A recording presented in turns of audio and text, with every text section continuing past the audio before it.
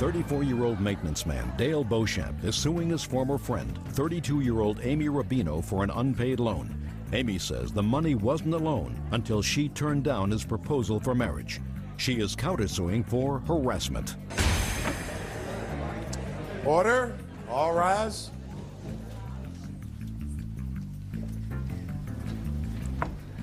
Your Honor, this is case number 435 on the calendar in the matter of Beauchamp versus Rubino. Parties have been sworn in, Judge. You may be seated. Folks, have seats, please. Mr. Beauchamp, according to your complaint, you and the defendant were friends. And beginning sometime in 1999, you started to make a series of small loans to the defendant. In total, you say $500. Friendship terminated, and you want your money. Yes, ma'am. The defendant says that no time did she borrow $500 from you. She said that she only borrowed $200, but because of the stress that you put her through, she doesn't owe you anything and is counterclaiming for that stress in the amount of $500. What kind of loans, Mr. Beauchamp? I loaned Miss Rubino a total of $500 from October through December of 1999. The first time she asked me to borrow $100 for her dog. I guess he needed some care or something, so I did loan her the $100. On the second occasion, she had a bed on layaway at a furniture store, and she was about $100 short for that. I did offer to loan her the money for that. And she had wrote a series of bad checks at a bar in Omaha, and she needed to borrow some money to cover those checks, and I did loan that to her. How much? The total came to about $500. No. Not what I asked you. You say the total. This is a court, sir. Yes. $100 for the dog, $100 for the bed. How much was the third loan, sir? That would have been the amount of about $120. What else? And then the next loan, the final loan, would have been to, again, cover checks in her checking account. And That's that total, not true. Just a minute. And that came to a total of about $500. Mr. Beauchamp, so far you haven't established to my satisfaction that you loaned her any money. Because when somebody comes to court, they have dates. They say, on such and such a date, I made a loan in the amount of $100. 2 days later, a week later, I made a loan of another $100.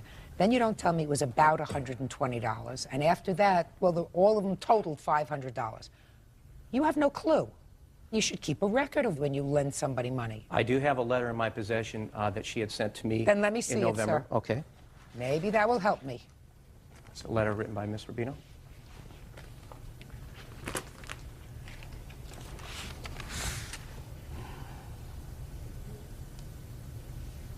Ah, so you acknowledge you owed him $500. That was before. I said that to basically get him off my back. No. That's Listen to true. me. Listen Yes, to me. I did it one time. I no longer feel that way. Well, no, This and was there's only a reasons. few months ago, madam. A few months ago, you wrote what I consider a straightforward letter indicating that you had been friends with the plaintiff, yes. that clearly in your mind he wanted more than just a friendship. You were not interested in anything more than a friendship.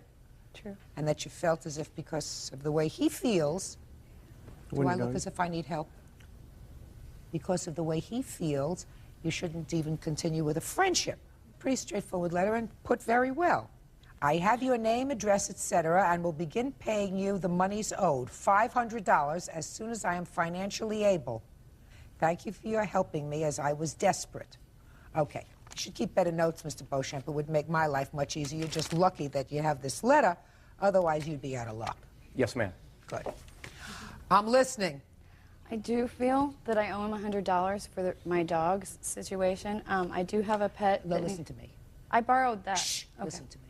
November 11th of the year 2000, you wrote him this letter acknowledging a debt in the amount of $500. Tell me what happened after November 11th of the year 2000 that you believe vitiates, does away with the debt. I think that letter is dated November 17th. The reason I'm pointing that out is my birthday was on November 12th. November 11th. Okay. 17th is a 1-7. This is a 1-1. Okay, well, I know I wrote that right after my birthday in which he proposed to me. When I said no, all of a sudden he was suing me for $500. Now I want to say, for one thing, had I just gone with him and made him happy or whatever by marrying him, it was just understood I would owe him no money. You know, we'd be the best of friends and there would be no problems. I won't go all into it, but he kind of thinks everything revolves around money, every emotion, everything. and I cannot be Right bought. now, that's what it's all about, madam. I'm not here thinking about your emotions. I know. I'm not a psychologist, psychiatrist, therapist, counselor, or anything else. Okay. I'm here talking about money. Okay. On the 11th of November of the Yes. year 2000, you acknowledged a debt to him in the amount of $500. I want you to explain to me, after November 11th, did you pay him? Did you pay him back? No. Did you have a conversation with him where he said, I am forgiving the loan? Okay, the $100 loan? The $500 loan. No. So now you tell me why you don't owe him the money. I do not any longer feel like I owe him any money because he has stalked me, showed up at family functions, and sang love songs to me when I never even invited him. He has embarrassed me, told lies, very personal lies to my sister, to my family, that have been humiliating. We always were just friends, but because he wanted it to be more, he kind of painted this picture to everyone around us. Like When did you realize he wanted it to be more? Oh, about 3 months, 3 or 4 months into the relationship. I wasn't sure, but after I kept reiterating that we were just friends, about 3 or 4 months, I kind of thought, well, there might not be any talking him into just being friends. After that, did you take any money from him? After that, Yeah. no, I didn't take any money from him, but we would go out to shopping Just a malls. second. We would go out. Okay. Just a second. When did you first meet her? I first met her in April of 1999. And these loans didn't begin until October of 1999. Yes, ma'am, that is correct. So if you say that you knew within the first 3 months, you I wasn't started positive. taking money All right. well after you knew that he cared for you in a different way than you cared for him. I wasn't positive, Your Honor. I just had a gut feeling that there was no talking him out of just being friends, and he wanted more out of the friendship. I wasn't Then positive. you should have written but this letter a long time ago and not compounded your foolishness by taking money from him. Bird, look at the second hand on your watch. The defendant has 30 seconds to tell me about her counterclaim. I do honestly believe that because on the basis of 2 factors that I do not owe Mr. Beauchamp. I'm talking $500. about your counterclaim, madam, and you're wasting time. Okay. The reason is because I encouraged my dad to hire him for at least $1,200 of projects. My dad would ask me- Counterclaim. Well, this is the $500. This is relating to. He's going to get the $500, madam. Now I'm talking about your counterclaim. Okay. You have a counterclaim for harassment. Okay. Mental language. Your Honor, may I speak? No, wait, I didn't this ask you is- questions. Sit down. Judge, 30 seconds is up. Maybe she well- didn't understand. Okay. So we'll I give her didn't another 30 understand, I'm seconds. Counterclaim. Okay. Stress. The emotional distress Yeah. was basically him harassing me, stalking me, lying about us having a personal relationship, an intimate relationship when we never did, and You don't get paid the for mental that. distress. You don't I get went paid to a for that. psychiatrist over it. Maybe if you had terminated your friendship with him when you first had a clue, madam, that he was becoming more emotionally involved with you than you were with him, then you wouldn't be seeing a psychiatrist right now. So I'm dismissing your counterclaim. On your claim, sir, I find that she has acknowledged the debt. She has not paid the debt. You have not forgiven the debt. You are entitled to your money. Judgment for the plaintiff in the amount of $500. That's all. Parties are excused. You may step out.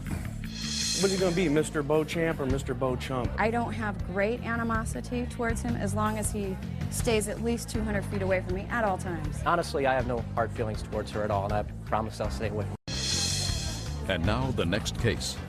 All parties on Harrelson versus Stracker. Step forward, please. 59-year-old corporate president Seth Harrelson is suing 53-year-old Shirley Stracker and her husband William. Seth says the Strackers' 17-year-old son Jonathan wrecked his daughter's car. All right, Mr. Harrelson, this is your daughter, I assume? Yes, Your Honor. She's 16, Yes, she is. and you purchased a car for her. We actually leased the car for her. We put the down payment for her, and she makes the payments.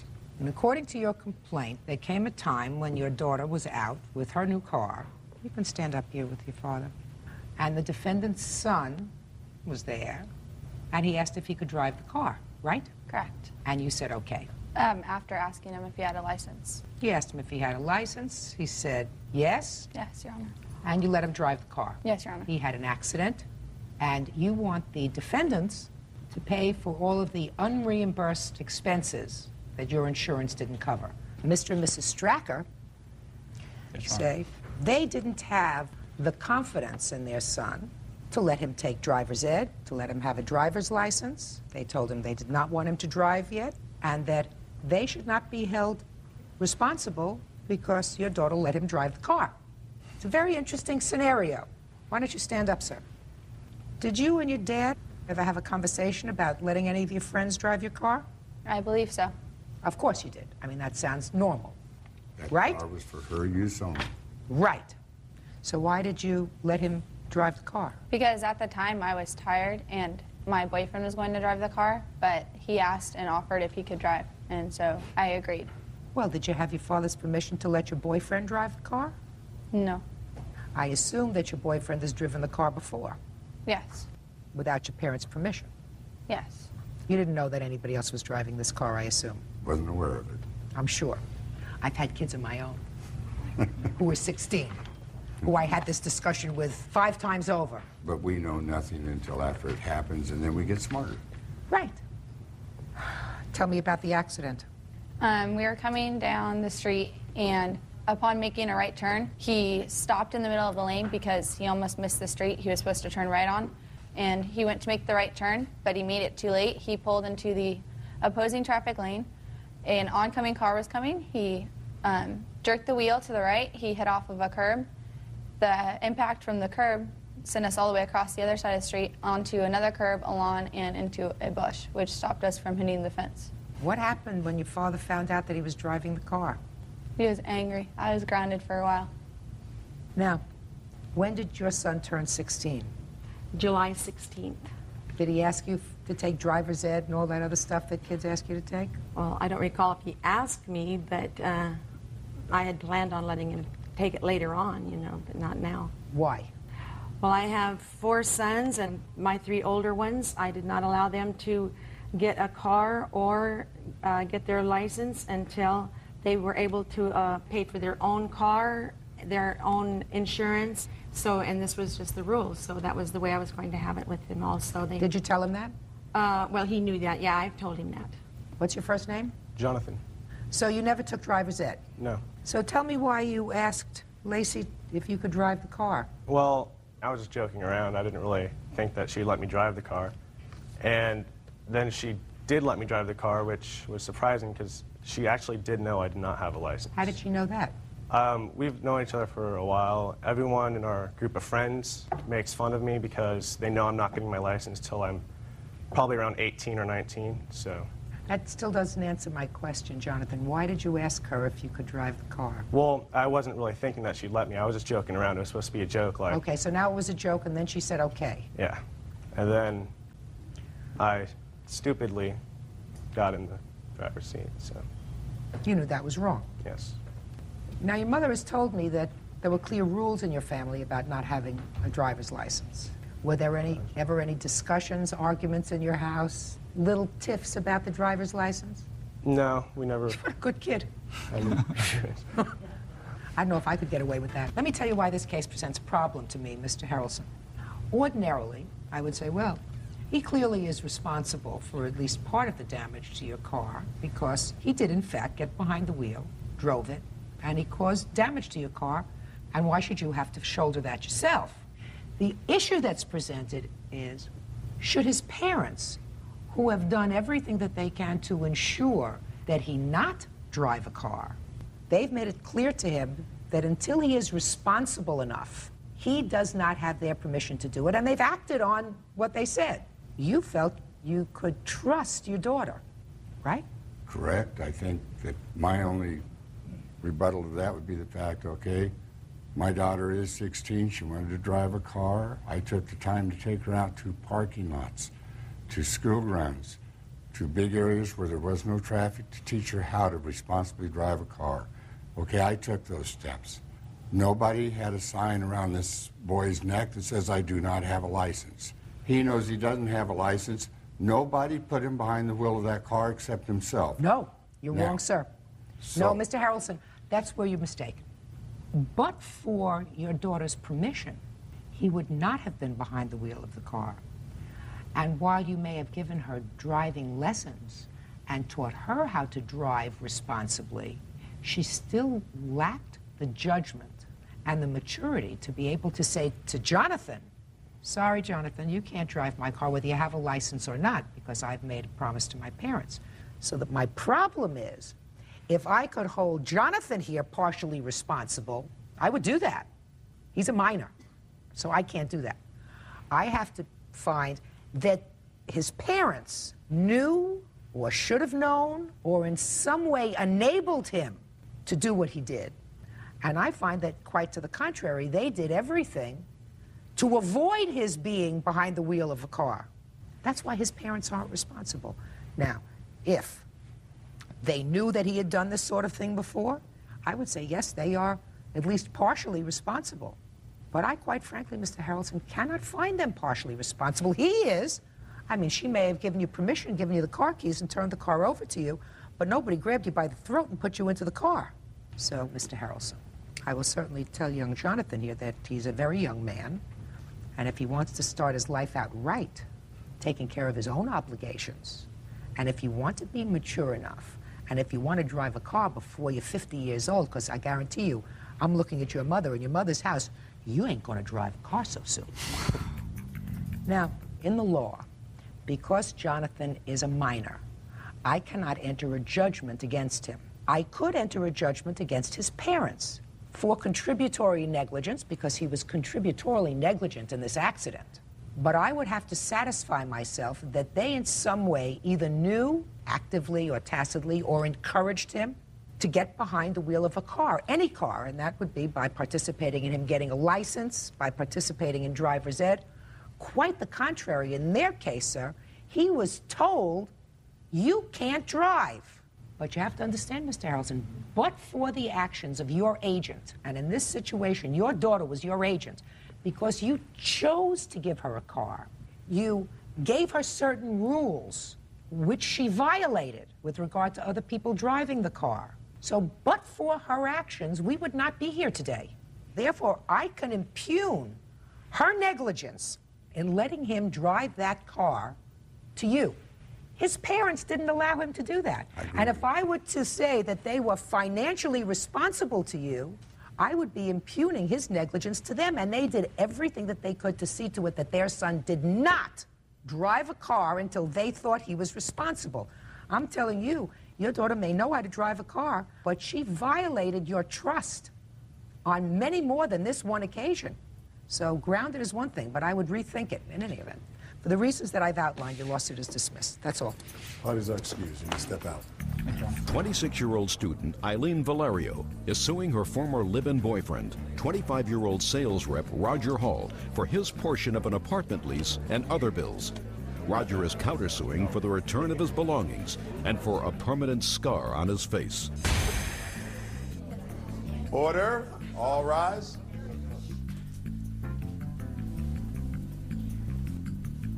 Yeah, this is case number 521 on the calendar in the matter of Valerio versus Hall. Thank you. You're quite welcome. Parties have been sworn in. Judge, you may be seated. Gentlemen, have seats, please. Miss Valerio, at a time when you and the defendant were boyfriend and girlfriend, you decided to live together. You took a lease on an apartment, according to you, for a year. There was a problem with that living arrangement. The defendant was taken into custody for some act of domestic violence. You ultimately had a restraining order against him. Is that right? That's true. And what you want is for him to pay the remainder of the lease when he was no longer living in the apartment after the restraining order, and some other nonsensy stuff. But mostly it's the money for the lease. Is that right? Mm-hmm. When did you move in? September of 2000. And how long did you actually live together? Till December 9th of 2000. Was it on the 9th of December that he was taken into custody? Yes. Who called the police? Actually, he called the police first and hung up on them, and I called the police from a neighbor's house. So you called the police first? I did, yes. Were those charges ultimately dropped? Yes, they were. Did you consent to a protective order, or was there a trial? No, it was just dropped. Everything was just dropped. Not the restraining order was not dropped. Exactly. That's what I asked you, sir. She has a restraining order against you. Did you consent to that restraining order, or was there a trial with regard to her? There's no trial. I consent to it. So as part of the restraining order, you knew that you would not be able to live in the house? Correct. And that's what you wanted? Yeah, absolutely. Did you pay rent in December? I had given her cash in December. Did he pay rent for December? He gave me $265, which was half of all the utilities from December and January. Did he pay rent in November? Yes. Why do you think he should be responsible for the remainder of the lease? He signed a lease for a year. It's not my fault that he got kicked out. It's not my fault that he made a mistake and can no longer live there. In order to get out of the lease, he has to pay a month in advance plus a half a month, but that entails me moving. I don't think I should have to move and pack up my stuff just because he can no longer live there. Well, Ms. Valerio, according to Mr. Hall, he offered to pay the month and a half's rent to move out, but you would not have accepted that anyway. That was never brought to my attention. He's been talking to the leasing agents, and they told him that they wouldn't allow it. No, I thought that that was permitted in your lease. Well, it is, but they're not allowing it because I have to move out, and they don't feel that I should have to move out, and neither do they. You're not going to get your money. This was an error in judgment on both of your parts to move in together. It lasted a relatively short period of time.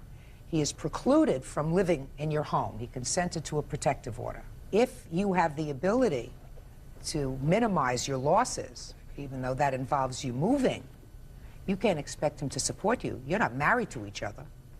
And certainly he should have paid December's rent because you were living there up till December 9th. Is that right? Yes, I was, which I did. You have proof that you paid December's No, rent? unfortunately, I did not ask her for a receipt. Did you always pay her in cash? No, just the last 2 months because I had a restraining order against me, so... I'm not talking... When did you have a restraining order? The whole time we lived there, he never paid rent. I paid rent. He didn't even have a job half the time he lived there. I have receipts. Well, show me your receipts. Deposit, first month's rent. He paid a security deposit of $100. I paid for groceries. I paid for food. I'm not talking groceries and food. We're talking now rent. I'm talking all bills. No, I have the receipts for everything. I'm talking rent. I have the receipts for everything. Every Valerio, I want you to listen to me. I've said this before. I don't know whether you've heard it before. When two people decide to live together without benefit of marriage, there are different set of rules than when you're married. I don't choose to waste my time in going through your grocery bills and seeing who was supposed to pay for what box of Rice Krispies. Actually, I was speaking about rent because there's... Well, that's all I'm speaking about. You said I have all these bills. I have grocery bills and cable bills and all the other bills, and I don't intend to do that.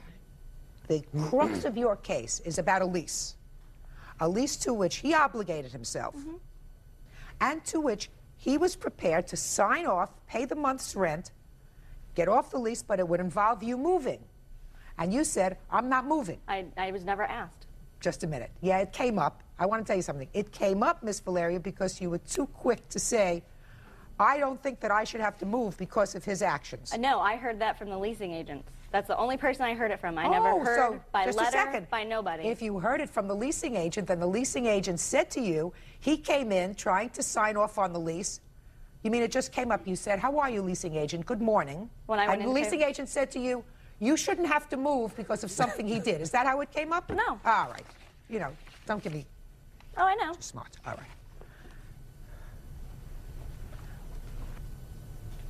I see September. What about October, sir? October, November, they were all paid. Show me. You have checks here. I don't have the checks for October and November. Why not? You didn't pay them. I did pay them. Shh. Don't talk to her. All right. The checks that I wrote out, I don't get actually copies back. Those checks there, you see, are from a relative of mine that wrote them out for me at the time because I had no checking account. So their bank sends back their checks. The bank that I currently use does not send back my checks. Fine, just show me a statement. Again, I don't have that. Well, where'd you think you were coming today? To a dance? If you don't have the checks, then you have a bank statement. The bank statement shows what checks were paid. I don't have it. Rent was paid on time every month. Well, but the question is, did you pay your part of the rent? She says you paid some, but not all. Well, we were roommates, so of course I did. He didn't have a job. Let me see your checks for October, November, and December. There's, You don't want this, do you? What is that? It's her yeah, ledger. it's my checking account that shows. It's her ledger. I don't want your ledger. I want bank statements. You have a bank statement? Do you get your checks back? No, but in the actual ledger, it tells that I pay Coachman Crossing. I mean, when you sign your check, there's like a backing All right, to let me it that see. copies it. She's very organized, so. You actually don't get a receipt from them. I'm not talking about a receipt, madam. I'm talking about a bank statement. I didn't bring bank statements because when you sign a check, it has a carbon copy. So I could actually show you my checking account, but those are copies of it. Let me explain something to you. When you write out a check, there's a carbon underneath. Exactly. You can write out a check, rip it up into little teeny, teeny, teeny pieces, and throw it in the garbage. And guess what you still have? The carbon. Right? I do have the carbon, but Just I a don't have it second. with me. Hello? Didn't you understand what I just said? Real cases, real people. Judge Judy. Eileen Valerio says former live-in boyfriend Roger Hall owes her for breaking an apartment lease and the money she'd paid for car insurance. Roger says Eileen won't return his stereo equipment. So you don't have your checks for October, November, and December either? They should be all there. But This is not here, madam. This is your ledger. This is your ledger. This is what you write out. This has nothing to do with a bank. Your Honor, I use starter checks. What? I use starter checks. Starter checks? Correct. Where are they? I already used them. You people deserve each other. I swear to you, you people actually deserve each other. Are you still living in the apartment? Yes. The lease is going to be up in August. Are you planning on staying there? Do you have a roommate? No. You live there all by yourself? And you're enjoying it? Absolutely. Pay for it. Now, let's get to next. Monies to purchase a car is what you have here. What happened is when we moved to Florida, he had a car and he didn't have a license. So I put his car under my name for insurance and signed up for a policy for a year. We had agreed that we would use the same vehicle for a year. And he took the car, so now I don't have a car. So you want him to pay for a car? That's what you said, monies to purchase a car. Well, And taxi transportation. taxi transportation is what I've been... So it you want him averages to out pay- to about $200 a month. That's a big expense. And I already paid the premium of the insurance policy. So I'm driving nothing and paid something. Did you pay for... You have one point that I will give you. If you paid for the insurance and he's driving the car, he should reimburse you for the insurance, right? Car. Insurance is canceled. It's done. It's over? It's over with. It's I been already over paid with. the premium.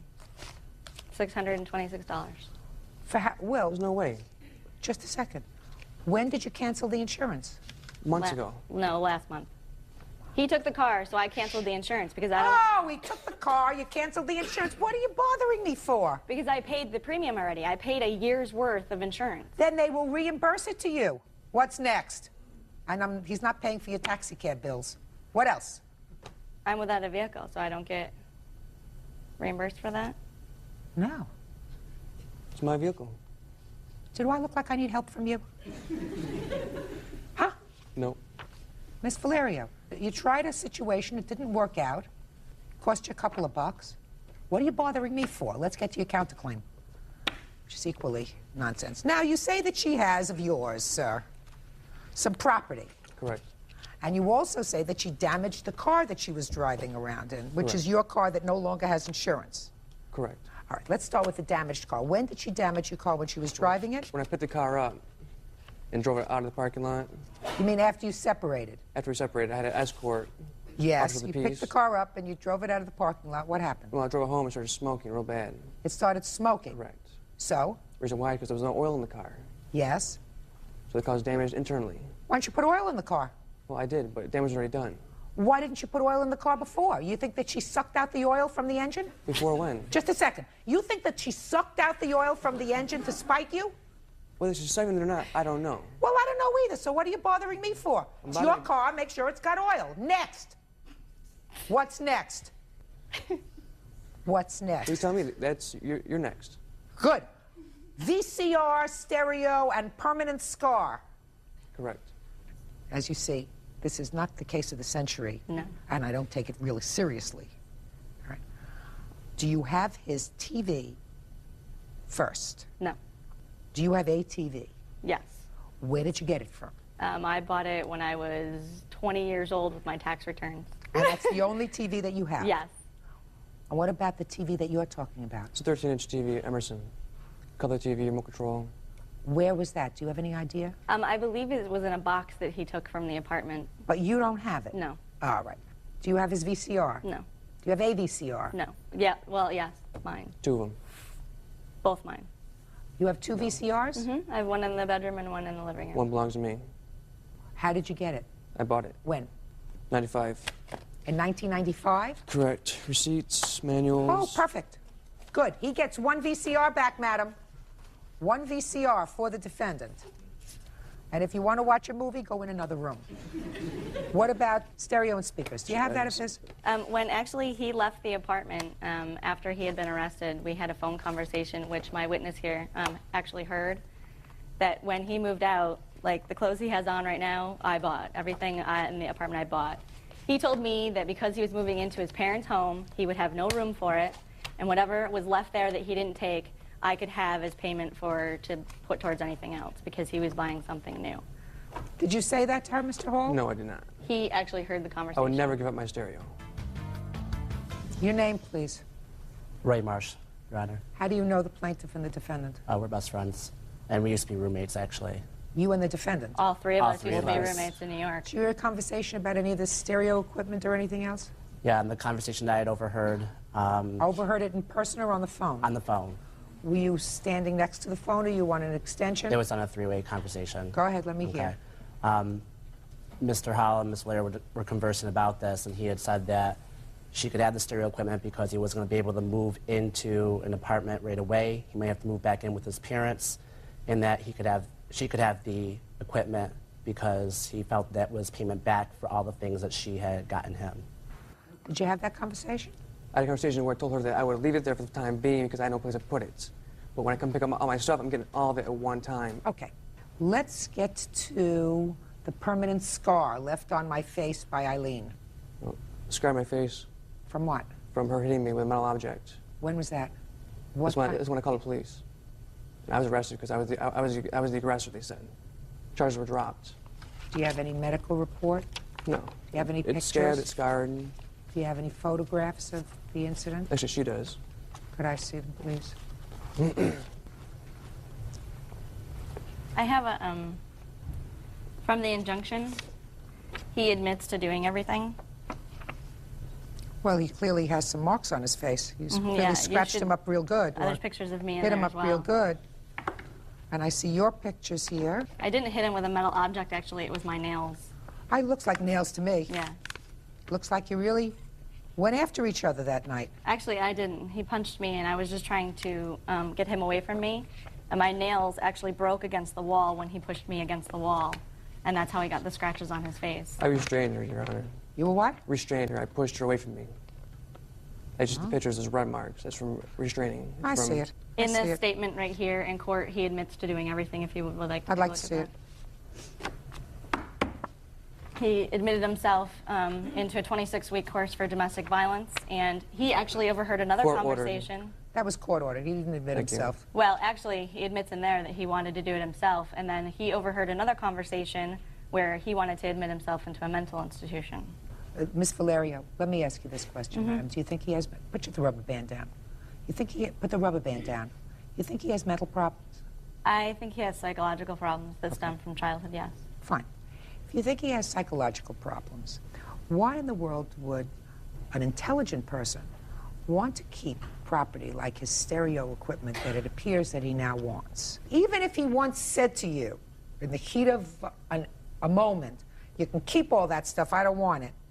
Now he wants his stereo stuff back. Why wouldn't a smart person say, I'm glad I got away. I don't have any broken bones. I don't have a child with him. There's nothing to keep us together. The only thing that's going to be a bee in his bonnet is his stereo equipment. He could have taken it. But now he wants it. I'm just talking about being smart. I'm not talking about you having to return it. I'm talking about being smart. So far you did a lot of things that weren't smart. It would be smart to cut your ties with him. Right? Sure. Good. You can pick up your stereo equipment, sir, along with the 1 VCR. I believe that you probably at some point said in the heat of the moment, I don't care, you can keep all that stuff. Yeah. But I do believe it's smarter on her part to give it back to you. We got each other? Mm-hmm. Good. That's all. That resolves this case. You have no case. He has no case, but he's getting a VCR and a stereo. Goodbye, have nothing to do with each other. According to this, you sent him balloons on his birthday, Miss Valeria? Yep. Well, that's even dumber than dumb. When someone has a problem, Your we Honor. just want That's even dumber than dumb. Your Honor. Because quiet. That sends out mixed messages to him. True. Forget about your scar. He was supposed to. He was actually supposed to get help, and he now. Miss Valerio. didn't get it. Pay careful attention to me. I know. It sends out mixed messages, madam. It wasn't just from me. It was from all of us. What do you want?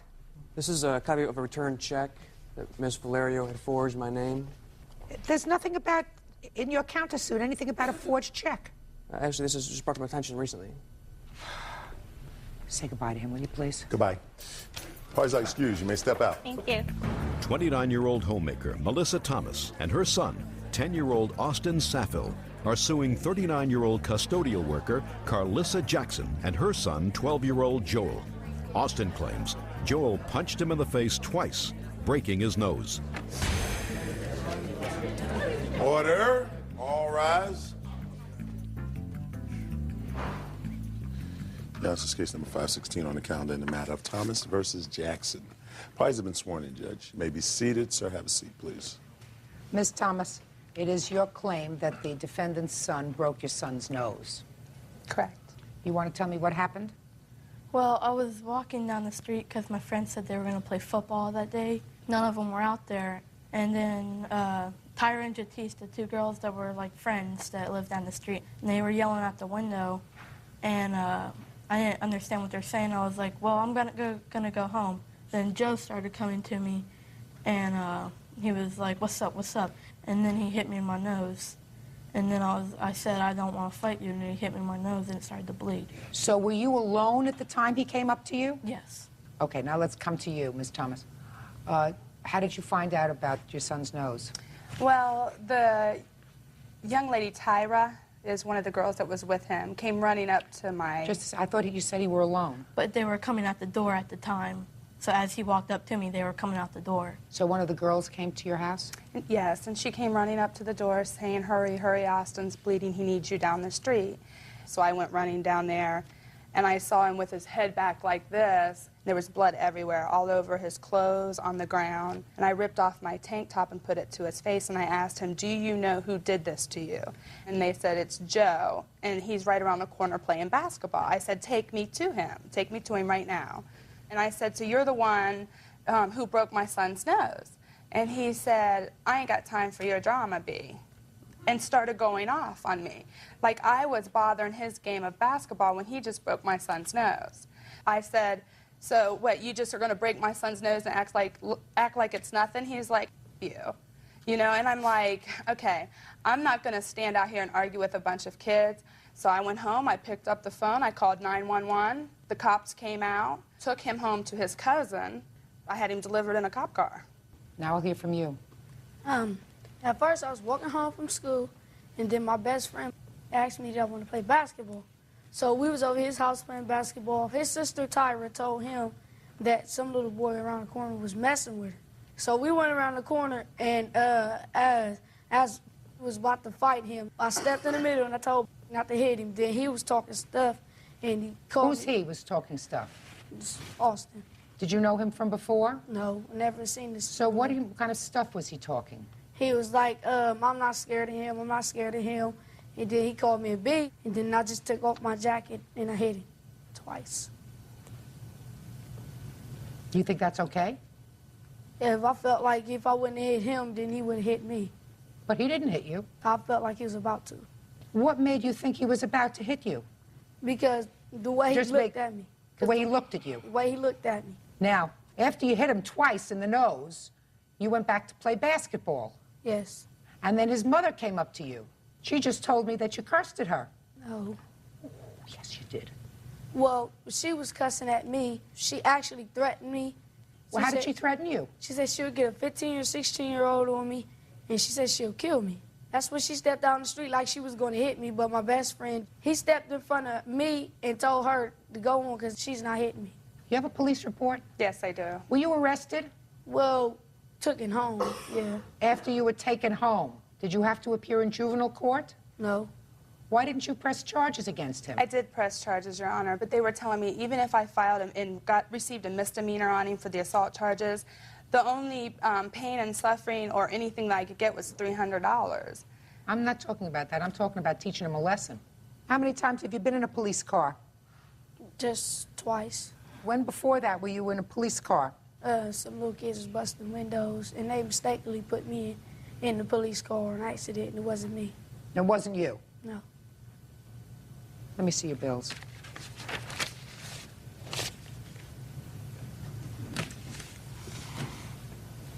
Your Honor, can I say something? Yes.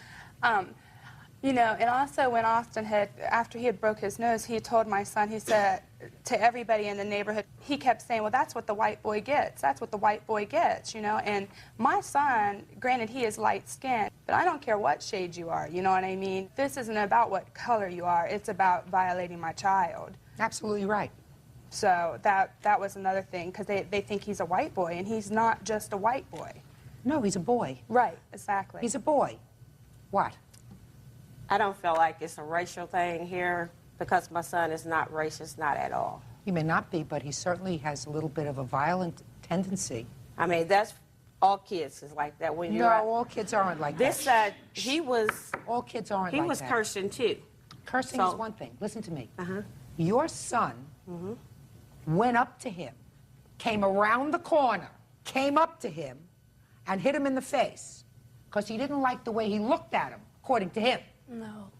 He looked as if he might be going to hit him, so he hit him first, twice. But he went looking for him. He came around the corner, and before he even found out what was going on, I mean, I read his answer. His answer was he was protecting some little girl that he thought he was teasing. He was in a confrontation with another friend. That's a lot of baloney. He came around the corner, and he hit him twice. And he's responsible. He's responsible for his broken nose. He's responsible for all the medical bills, and he's responsible for pain and suffering. He's responsible for that. I understand that. What? You want to say something, sir? Yes. Your Honor, when I received the phone call from my wife that the incident had taken place, I rushed home. During the time that my wife was filing a report, she had noticed that two of the young men that were at the scene were walking by snickering. And so I asked him to come here, and I asked him, I said, you know what, I want to know which one of you two were the one calling my wife out of her name. And they began to tell me that Joe is one of the kids in the neighborhood that he thinks he has to go for bad or whatnot. He has to prove something to himself. And that the girls that he accuses my son of making fun of, we have written testimonies from the young ladies. They warned Austin to run because they knew that Joe was going to go up to him and fight him for no reason at all. I asked the police officer to make sure his mother calls us. She wanted to know what happened, and she explained to me that, you know, it doesn't surprise her that her son, you know, might have did this, but she wanted to hear both. She wanted to hear both sides of the story. She's well aware that Joe is one way with her and another way out in the neighborhood, and she can't understand why he acts that way because her other children, her other young boys, don't act that way. Real cases, real people. Judge Judy. 10-year-old Austin Saffel says neighbor 12-year-old Joel Jackson punched him in the face and broke his nose. Joel says he thought Austin was going to hit him first. Go ahead. Your Honor, I spoke to her one time as Austin's mother. She informed me that she wants to hurry up and get the court situation over with. And I just hung up on her. I flat out hung up on her. You know, how are you going to call me and tell me that we need to hurry up and get this over with? Well, so would I, but I have to go to an ENT for my son's nose. His nose has to be broke now 2 times because he has a lump coming out of the side of his nose. You know, hello, this doesn't end for me just because I go to court. So you have to do additional medical procedures other than the $2,059 that you've already spent. Yes, it's $85 just for us to show our face into the ENT clinic. Could you step up, please? I want to take a look at your nose.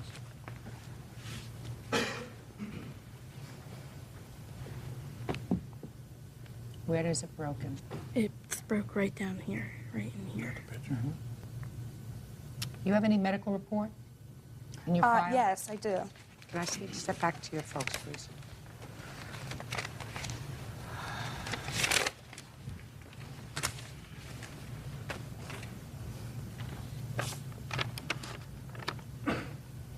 Do you have any other report with regard to the procedure for re-breaking his nose and resetting it? I asked them what it will cost for Austin's nose. They said every nose varies. Some noses run $1,000, some runs $500. They just don't know until they see it. Well, right now you have about $2,100 in out-of-pocket expenses just for his medical visits. Yes, and I have no insurance because my husband got a better paying job, and his insurance doesn't even kick in for 90 days. So this is, every time I've went, it's self-pay, self-pay. I mean, we work for a living. Yes, we do. Well, I'm glad that you're working. I agree with that. I'm glad that you're working. She's not going to have any of these expenses out of pocket. You had no right to hit him.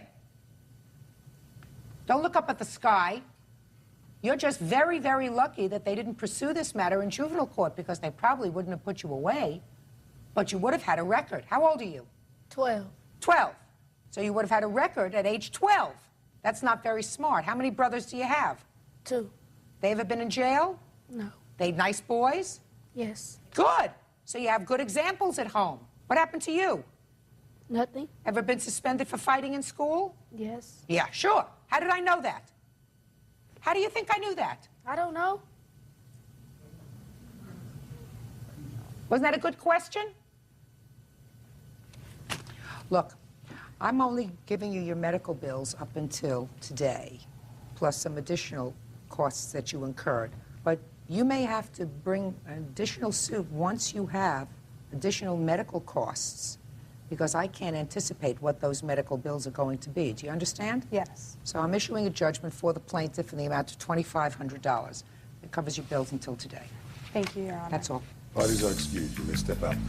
I don't appreciate her cussing out my son the way she did. When you see your child bleeding on a street and he's left there and you're just going to protect your child, I would say that sometimes you say things that just is not of you, but out of, frustration and anger. And now the next case. All parties on Zavala versus Johnson. Step forward, please.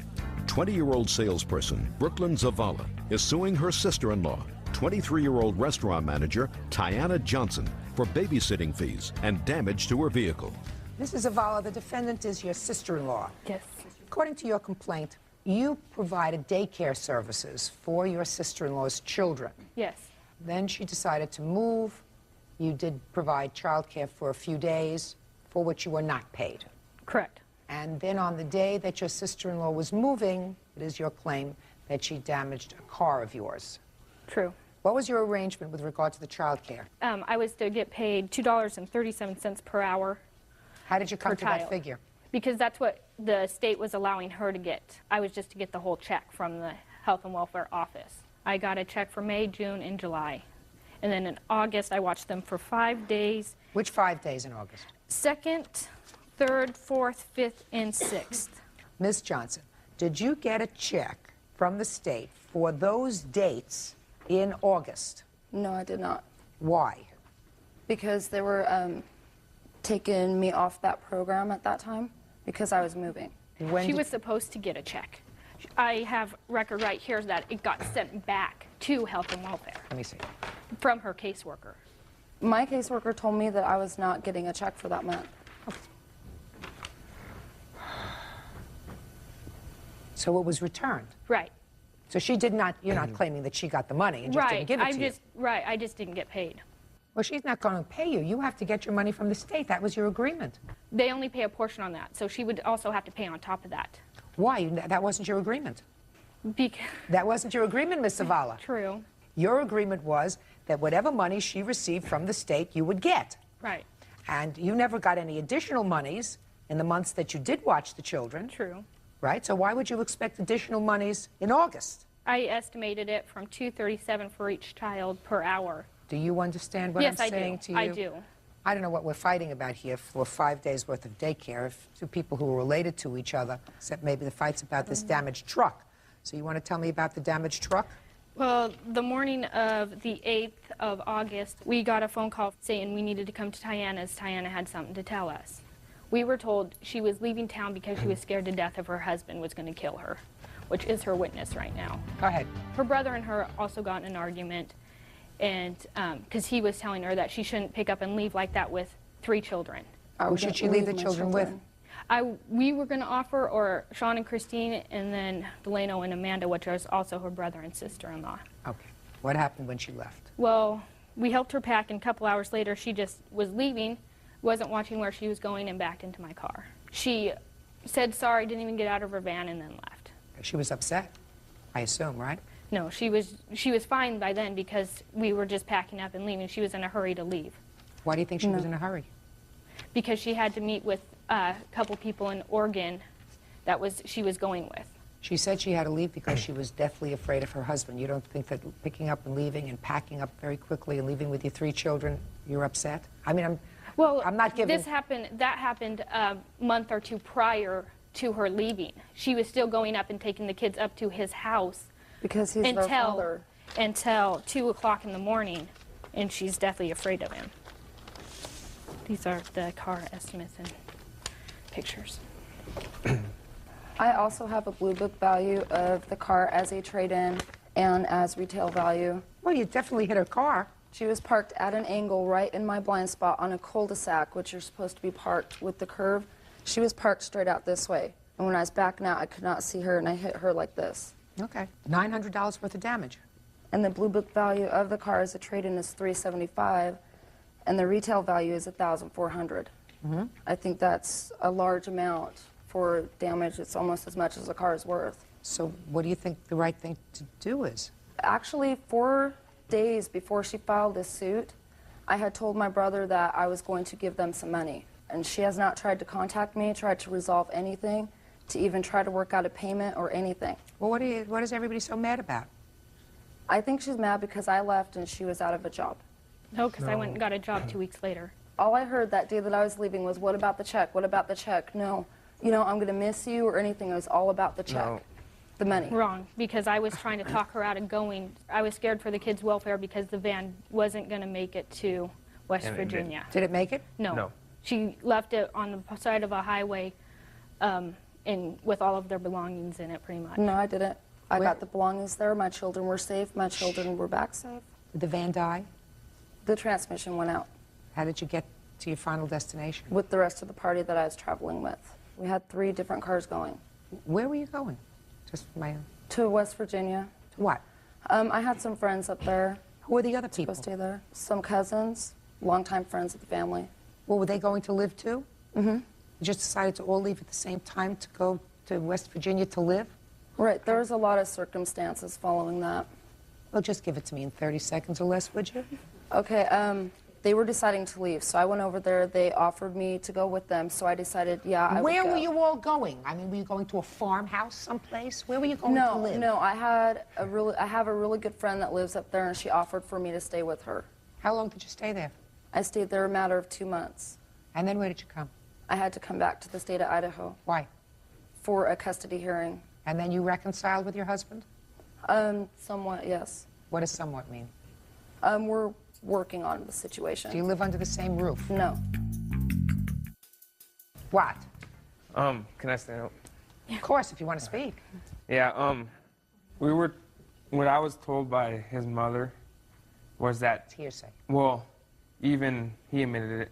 She came back down for that custody hearing plus a battery hearing. Against him? Against him, and then they were still together during that whole issue. They came back and they're still together now, from what I heard.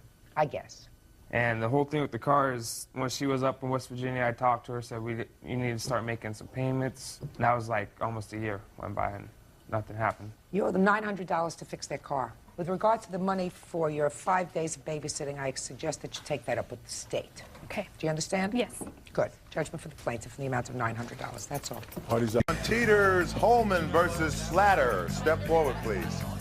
25-year-old Cammie Holman says 24-year-old vacuum salesman Jeffrey Slater swept her off her feet, conning her and her mother, Lois Teeters, out of thousands of dollars. Jeffrey says after he and Cammie split up, she began harassing him for money. Order. All rise. This is number 252 on the calendar in the matter of Teeters, Holman versus Slatter. Parties have been sworn in, Judge. You may be seated. Who's Mrs. Teeters? Is that you?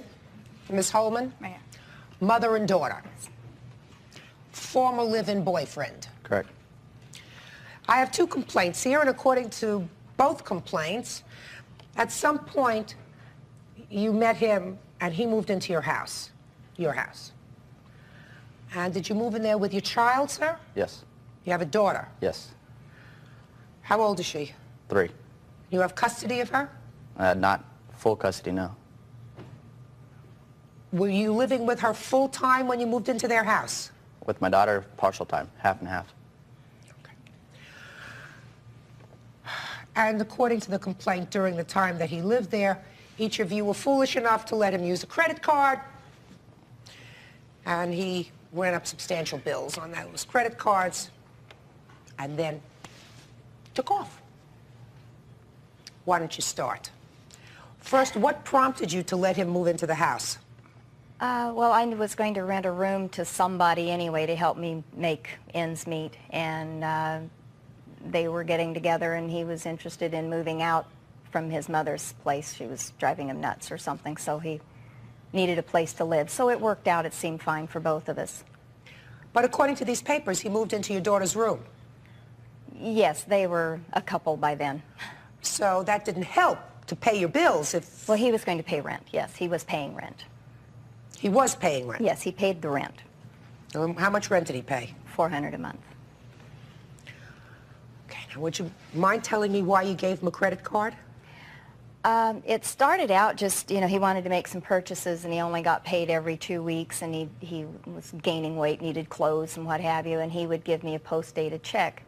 And I let him do that, and he did. The first couple of purchases, he gave me a check, and I held it, and then, you know, when he got paid and it was good, I mailed it in to the credit card company.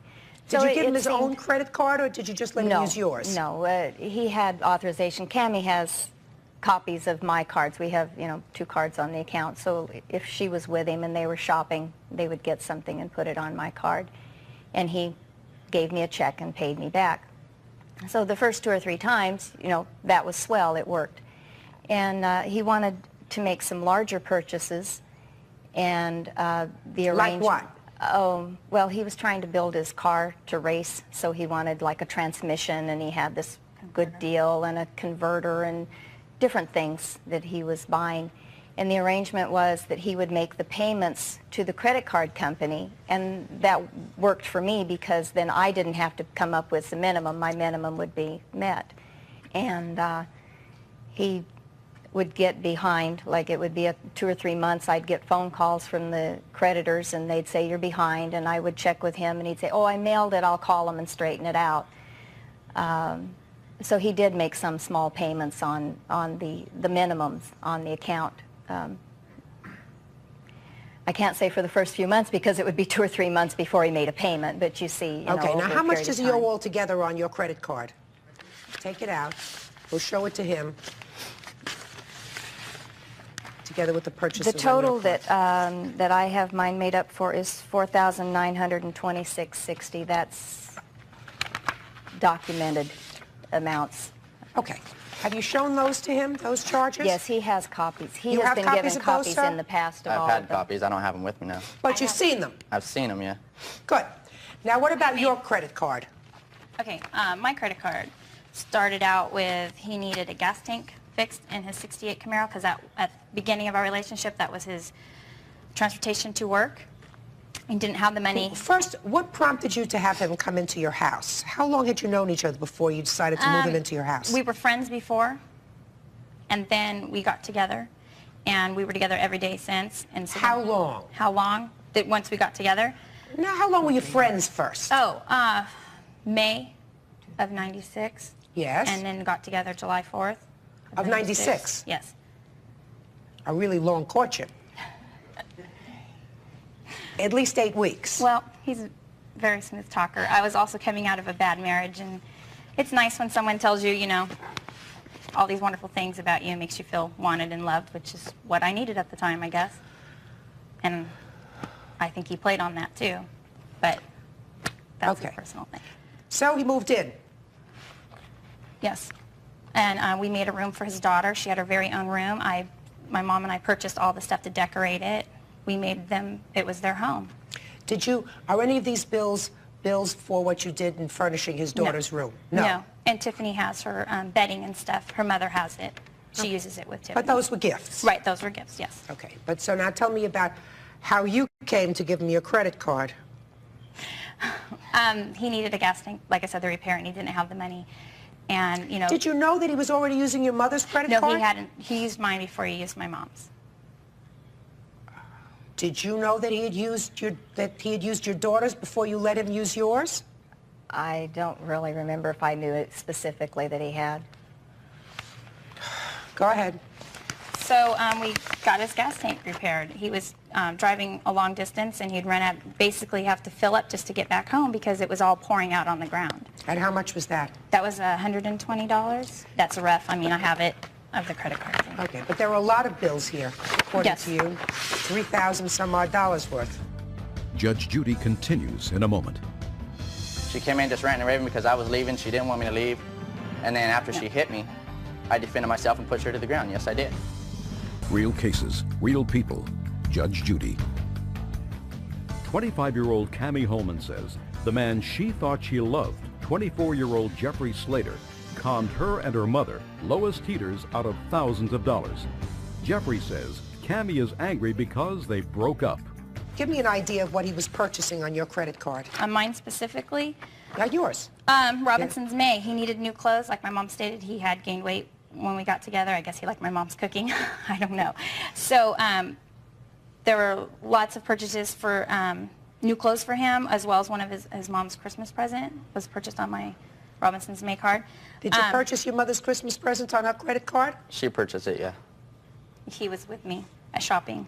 His mother would not have gotten a Christmas present, or her boyfriend, if it hadn't been me paying for it. Well, I understand that, but did he say, can I buy my mother a Christmas present and put it on your card? No. Shh. Did he say that to you? He said, I said, we need to go shopping and buy your mom something. He said, well, what should we do? I said, well, let's go to Robinson's May and get something for her. So we went, because I have a Robinson's May card. But that's only $21.54. That's... Well, you see, that's a problem. Right. Because in order to have an agreement for him to pay you back, there has to be some sort of an agreement. This wasn't a, you know, I'll lend you the money to buy your mom a Christmas present. So we can get rid of the Christmas present. So give me that's some fine. others. Okay, so he got clothes for him, $297.25, $132.50, $43.09. Those are all clothes for him.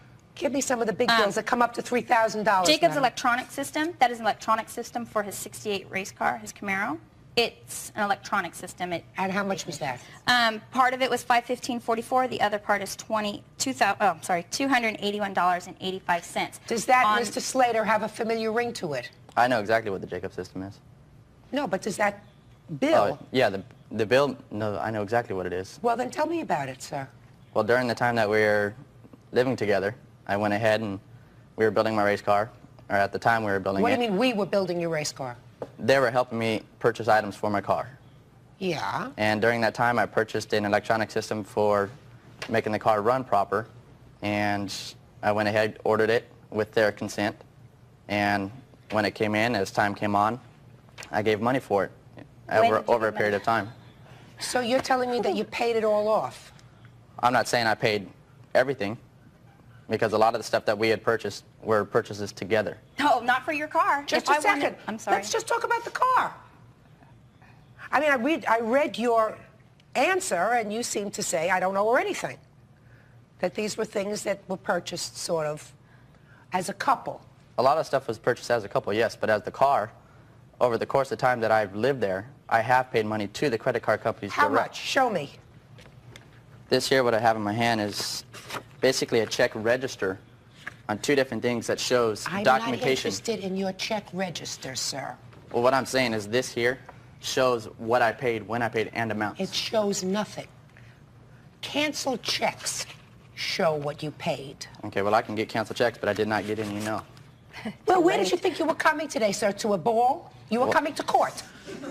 What do you do for a living, sir? I'm a store manager. Which means that you know something about business. Correct. Right? You can take a check register and sit down and do it almost like a novel. Write whatever you want in there. That's why we use canceled checks as proof. What is that? That is nothing. A check register is a nothing. How much did he pay in total on your credit card? I don't know. I didn't include any of the ones that he had paid. None? No. And what about you, Cammie? He gave me about $140. That went to, he took my car to Bakersfield. Whatever. He gave you And about used the gas card. $140. Yes. Can I it see some wasn't of two these? credit Now I cards. want to take a look at some of the charges. Sure. Okay. Oh, yeah, it's the whole package. Yeah. There's letters in there saying, we highlighted some I don't parts want the for you. letters. I just want to see Okay. It just says that he's going to pay us. So I didn't know that particular one right there on top. Jacobs Electronics ignition system, $515. Is that you? That was mine. Okay. How about a trip to Texas airfare? What is that? When we were dating, we were going to plan a trip to go to my father's house, and I didn't have the money at the time, and she made the arrangements with my job. She went ahead and purchased the tickets for me, Cammie, and my daughter, and we flew out. So this was for me to go back and meet his family, to meet his family. Is that what the trip was intended for, sir? It was just supposed to be a trip for all of us to go visit, because I haven't seen my father in quite a few years. Well, why should she pay for that? It was a gesture. She said, okay, and then I was going to pay part of it. You were going to pay part of it? Yeah, I was. How much? As much as my plane ticket was. And what about your daughter? Well, we hadn't talked about that. Oh. Judge Judy continues in a moment. Pay $72 to get your hair styled. They're ripping you off, sir. Real people, Judge Judy. Cammie Holman says she thought she loved 24-year-old Jeffrey Slater until she realized he was conning her and her mother, Lois Teeters. Jeffrey denies the allegation. We have something here. Spark plugs. Yeah, he bought new spark plugs and wires for his car, Excel. It was at an auto parts store. They wouldn't take his check. Is that you, sir? Spark plugs. Yes, Does that probably. sound familiar? Why don't you could be. pay your own bills? Why are you relying on these two ladies to pay your bills? During that particular thing there, they would not accept a check from me at that time for whatever reason. So why don't you just give them cash? Everybody accepts cash. I didn't have cash on me. Well, why don't you just go to the bank and get cash? Well, we were going to, but Cammie said, well, why don't we just put it on my charge and then you can pay me back. You said, can we just use your charge instead of having to leave and go to the bank and come back? All right. Look, there came a time when you left, right? Yes. Why? Things were working out between us, and I decided, things were going to work out for the long term, and I wanted to get out of there. Mm-hmm. And then after I left, things started getting more hectic. I had to have the cops called on her at my job. Why is that, sir? Because he hit me and threw me on the ground and left bruises, which the bruise pictures are at home. We accidentally forgot him. When she came in my job, she come in ranting and raving because she didn't want me to leave, first of all. And because you owe my I mom said, money. okay. She came in just ranting and raving because I was leaving. She didn't want me to leave. And then after she hit me, I defended myself and pushed her to the ground. Yes, I did. Mm-hmm. And then after that, I got up, grabbed the phone to make a phone call to the police. And at that time, when I started coming up, she comes around our counter bin and hangs up the phone. And then grabs me by the hair and just yanks a ton of hair out. And then during that time, then she's saying, well, you owe my mom this, you owe my mom that, and I want it this and that. And then my phone rang. I finally got away from Cammie. And when the phone rang, I answered the phone, and it was the Fullerton Police Department when they had to come out and take her. How much after you left did this incident occur? Assuming, sir, that what you say is true, how much after you left did she come to your job? Oh, she came to my job a couple times, but we had numerous amount of phone calls during the day. And then what finally ended up happening after I had the cops come, I had to leave that job and go to a whole different area and get away from them because of the phone calls and everything else. I was in the verge of losing my job because of it. And how much money have you sent to both plaintiffs since you left? Since I left? Yes. Not specifically to them, but that I sent to the credit card companies are probably around maybe $800 or so. Just a minute. $800? Roughly. Show me the last bill here. And now, in what month did you leave, sir? May. Now take out your last check register.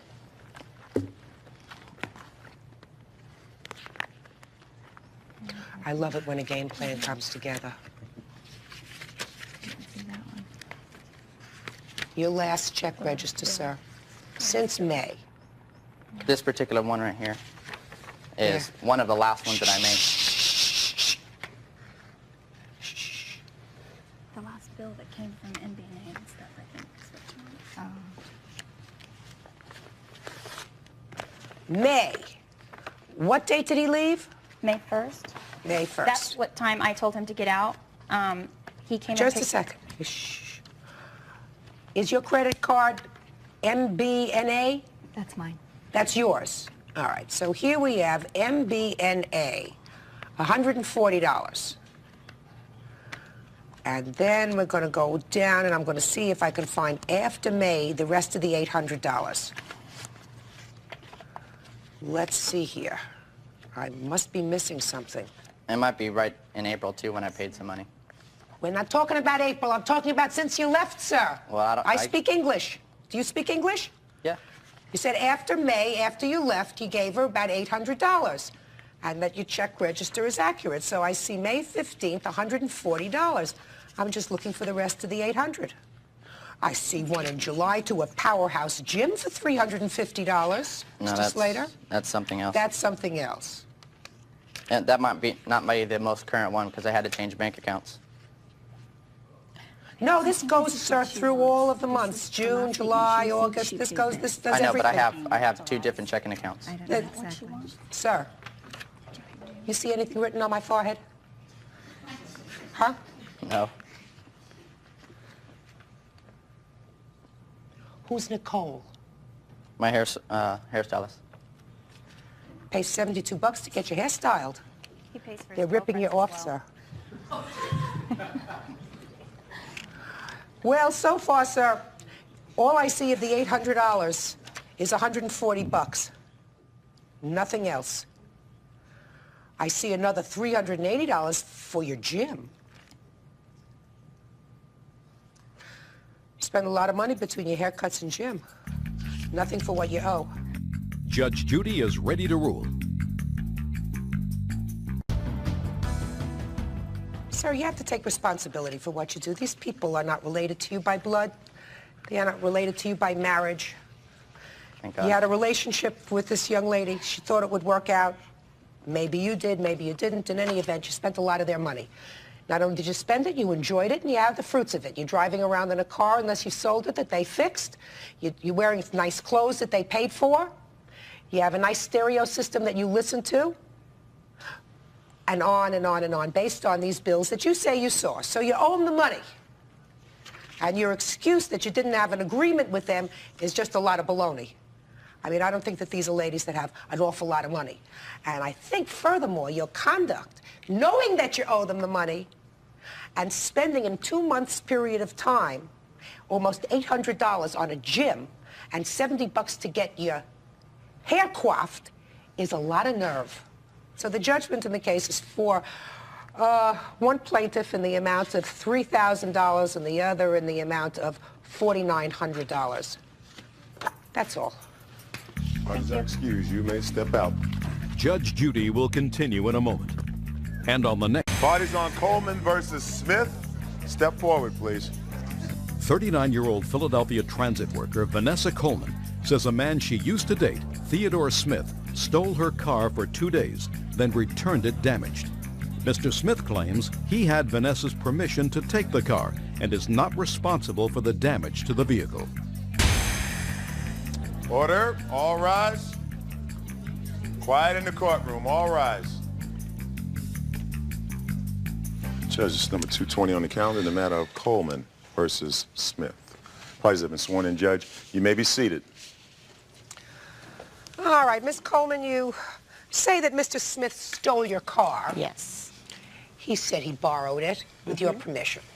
In any event, the car, something happened to it, it was damaged. You want to get paid? Yes. So first, let's start on the 27th of June, which is when this whole thing came down, I understand. He took the keys from your house. Yes. Tell me how that happened.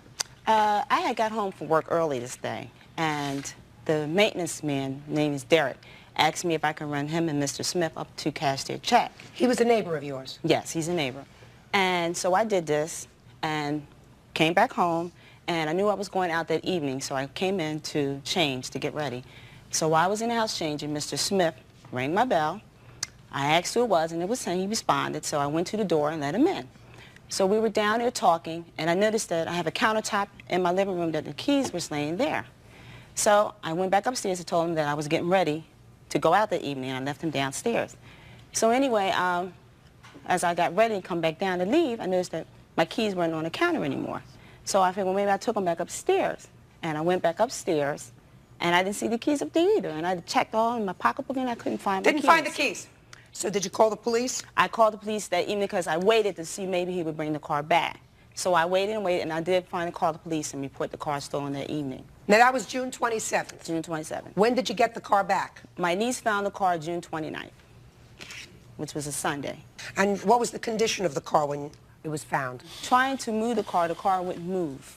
Okay, so it was damaged. So it was damaged. Well, he acknowledges that the car was damaged while you were driving it, sir. Now, why don't you tell me your version of how you got possession of these keys? Ms. Coleman and I, we live 2 doors apart from each other. Had you been friends before this happened? Yes, we were. Yes, we were. We were also seeing each other. No, and we weren't, probably starting what I would call the start of a relationship. What do you mean? She and I had spent time in each other's house a couple of times, having dinner, ice cream, these sort of things. That's nice. I've used the car before, and I've driven the car and brought it back. With her permission? With her permission. I had asked her, could I use the car to make an errand to my mother's house? My mother lives in walking distance, 10 minutes, and driving, it's 2 minutes. The car was parked 4 blocks away from my mother's house. Just a second. You asked her if, according to you, you asked her if you could ride to an errand to your mother's house. Yes, I did. You didn't tell me what she said. She said yes. She gave me the keys, which was a full set of keys. At that time... And you intended to be back in... In moments, because she had told me she... You intended to be back in moments, and you knew she was going out. Yes, I did. Okay. She gave me the keys. Her and the landlord were standing on the pavement, talking, as I got into the car and exited the block. About 5 minutes into the journey after the car, I stopped at the intersection. I tried to engage the shifter to go on. The car wouldn't move. It All didn't right, respond. you knew at that point, to make a long story a little shorter, you knew at that point that there was something wrong with the car. Yes. What did you do then? I had a friend who was with me. Which friend was with you? A gentleman I picked up. Just a second. A gentleman you picked up where? This was on the block of my mother's house. The Who street was where my that? mother lived at. Who was that? It was a gentleman named Boo. Boo. Right. Does Boo have a last name? Boo Rogers, yes he does. What'd you pick up Boo for? He was going in the same direction I was coming back. So I was giving him a lift. So what you're saying to me was you had already been at your mother's house. Yes. So you did the errand at your mother's Yes, I house did. already. You sure about that? Yes. Go ahead. And you're on your way back with Boo in the car. Right. Go ahead. The car broke down at the intersection. We both got out. We pushed the car. At that time, I'm not knowing too much about cars. I asked him. He didn't know too much about cars. So I went to a payphone. I called a friend who did know about cars. He came and checked the car out. He told me, Mike... Why didn't you call her? Well, at that particular time, I wanted to see what was wrong with the car. Now listen, Mr. Smith, let's talk logic here, sir.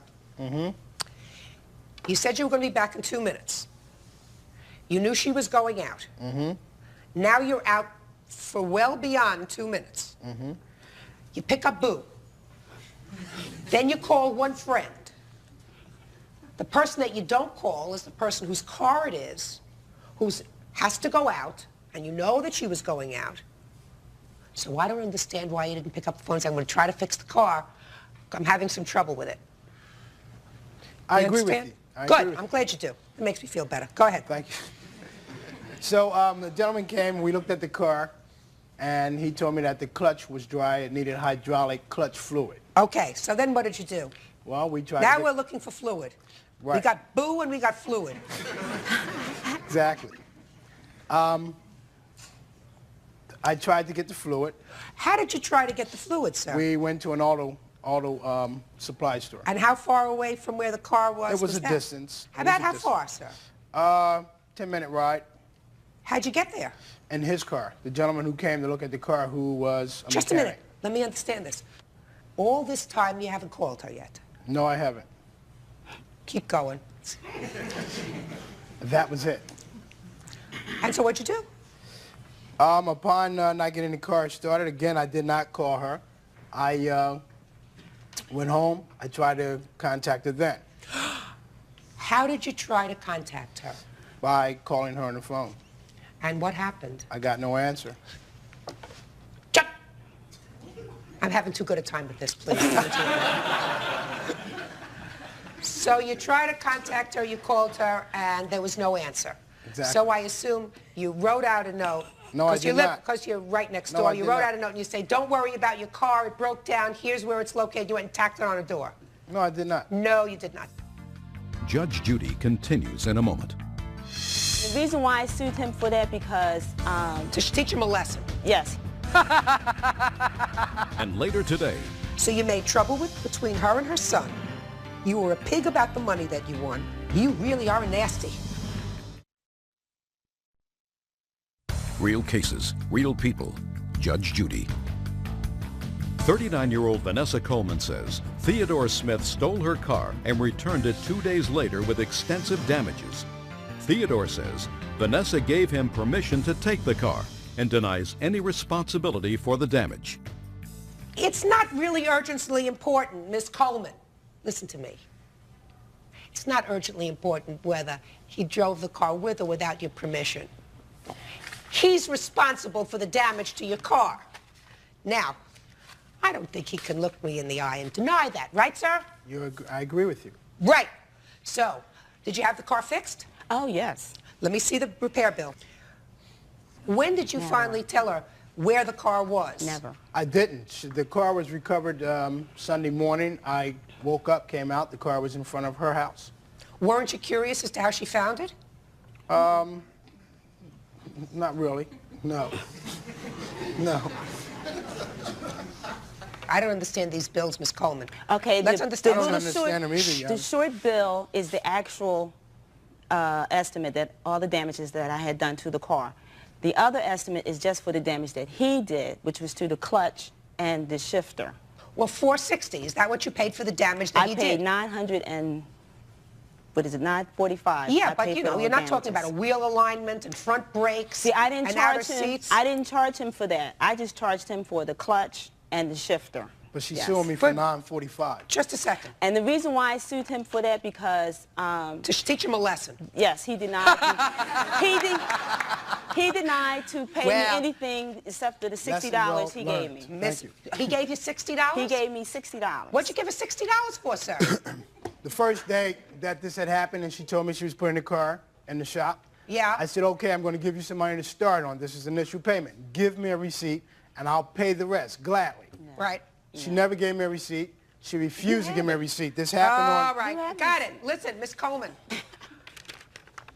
He has to pay for the damage he did on the car. If I could add on a couple of bucks for bad manners, you know, I would do that, but that's not what we're about. Yes. He's got to pay for the damage he did to the car, $460. Yes.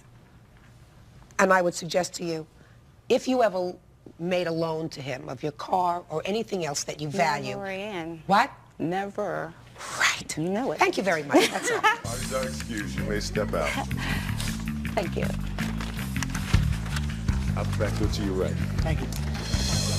And now the next case. Parties on Travis versus Hood. Step forward, please.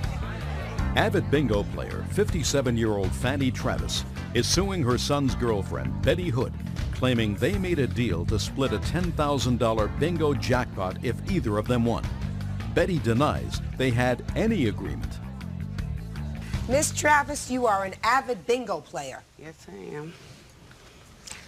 And the defendant used to be your friend. My son's girlfriend.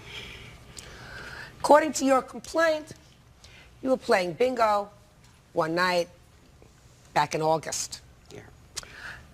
And you played together, you and the defendant, and your daughter, My daughter. And a couple of other people. Not the one, not her. She's not here. Another daughter. Another daughter. And then there was advertised a super bingo party for September. Yes. And you had to buy packs of $50 worth of bingo cards. That's right. So you say you bought packs of cards for several people, including the defendant. That's right. And it was your agreement with her that what? If anybody won, I would get half of the winning. And then she won. She won. $10,000. Right. Bingo. She gave you $1,000. Right. And said, I'm not giving you any more. No, she never said that. What did she say? The people at the bingo was going to count me the $5,000. You only get $5,000 that night.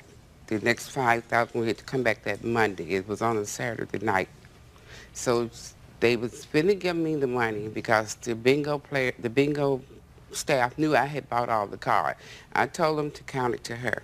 At the time, they counted out $1,000. She gave me the $1,000, and they gave me the slip and told me to come back Monday and pick up the rest of the money. And in the car, I gave her the slip and told her to wait. Monday, I'll go with you, and I want the rest of my money. All right, you gave her the slip. And told her in the car, I gave her the slip and told her I would go with her Monday and pick up the rest of my money. Okay, so you said, I'll go with you Monday. And pick up the rest of the money. Okay, and what happened? She dodged me all day Monday. I was at bingo waiting on her. She went out late Monday night. Had my grandkids tell me that Dad and Betty told us not to tell you that they gone to bingo. So she went out and picked up the money. When I got my son Monday night on the phone, he made a statement, you made $1,000 profit off of her. I said that was not the agreement. She made a $9,000 profit off of me because we were supposed to split. So that I finally got her Tuesday night and asked her for my money. She said, I spent it. And I said, no, I want my money. You knew it wasn't all yours to spend. Then I called my son. He came over the next day, which was a Tuesday. I went and filed a claim on her. Then my son came up to the house the first time in his 33-year-old life, cursed me like a dog, saying that if I go through with it, he wasn't going to be my son no more. Judge Judy continues in a moment.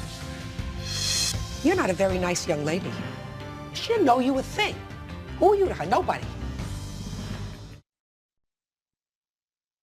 Real cases, real people. Judge Judy. Fanny Travis says she made a deal with Betty Hood that they would split a $10,000 bingo jackpot if either of them won. Betty denies they had any such arrangement and feels she was being generous by giving Fanny $1,000 of her winnings. Before she got the bingo cards, according to you and according to your daughter, you told her that if you win, half is mine. Yes. Is that correct? Before she had the cards in her possession. Correct. Okay, Betty, let's hear your version of this. When she won that $2,500 that night, she was giving me and her daughter $100. And she sent out that 100, that 50 go for that package. I did not hear no split winning. And now she's saying for that, when I won the $10,000, that they gave her the receipt, they did not give her the receipt. I signed for that receipt that night. That's the only way that money came to me. I had the receipt in my belongings. Well, my question is, you say that the previous months, she won some money. Yes. And very generously gave you $100. Only gave you $50 in cash and then bought the other packet for the other $50. Right. Is that what you're saying? Mm-hmm. Did that happen? No. I only gave her 50. She didn't even know I was buying these packs. She never knew I was buying these packs until 3 weeks later. That's very generous of you to give them anything. Mm-hmm. I mean, you don't have to give them anything. Why did you give her $1,000? Just being generous. You had a conversation with the plaintiff that night, the night that you won the $10,000, correct? Correct. And she made it clear to you, No, after she- you won, let's No. not say before, after you won, that she expected half of your winnings. Is that right? Correct. Did you say to her that night, I'm not going to give you half the winnings? No, I said you must be joking. No. Let me ask you this question, Miss Hood. Mm-hmm. Does this sound familiar? That when you were leaving that night, and she said to you that should anybody win with cards that she bought, there would be a 50-50 split. And you said, we ain't going to win no way anyway. Does that sound familiar to you? I say that all the time. I asked you on that night, did that sound familiar to you? Okay, what was the question again? You said, we ain't going to win no way anyway. Right. Isn't that what you said? Right. Judge Judy is ready to rule. You're not a very nice young lady, Miss Hood. First of all, you've made trouble between this lady and her son. No, I did not. Oh, sure you did. Oh, sure you did. First of all, just by being there that night, by breathing that night in September, you were coming away $5,000 richer. You didn't make an investment. You didn't buy the cards. You didn't plan the evening. Nothing. She gave it to you. And she was generous to you at other times, too. She didn't know you a thing, except that you're the mother of at least one of her grandchildren. So she was being nice to you, and I assume she's a generous lady anyway. So you made trouble between her and her son. You were a pig about the money that you won. Absolutely did the wrong thing. And Miss Hood, life has a strange way of coming up and biting you in the back if you do the wrong thing. What you did over money, by destroying this little family, she had a son who she never had a harsh word with. And I assume she did other things. She ever babysit for you? Yes. You had to run to the doctor or something? Had to run someplace else? She took care of your son? Yes? Yes. You really are nasty. Judgment in this case is for the plaintiff for the amount of $4,000. You already got your $1,000? $4,000. That's all. Party's out, Steve. You may step out. Judge Judy continues in a moment. And on the versus Muniz. Step forward, please. 34-year-old male model Brian Buzzini is suing Charles Muniz, owner of Baby Jane's of Hollywood. Brian is accusing Charles of selling unauthorized photographs of him to his fans. Order. All rise. Quiet in the courtroom, please. Your Honor, it's number 92 on the calendar in the matter of Buzzini versus Muniz. Parties have been sworn in, Judge. You may be seated. Have a seat, sir. Have a seat. Mr. Buzzini, you say that the defendant has in his possession pictures of you and has been selling them and is not authorized to have them or sell them. You want $5,000 in damages. Yes, Your Honor. Why don't you tell me how he came into possession of these pictures and why you think that you're damaged to the tune of $5,000? Well, Your Honor, my wife had arranged a public appearance with the defendant. I was to appear, and what I was promoting at the time was a couple posters that I had and also a calendar which I'd worked on. It was a project of 2 years. This is one of the pictures that will be in question. The agreement was to appear for approximately 2 hours, which was fine, and I would be signing autographs of the posters, and that's all that I was aware of at the time. Signing the posters?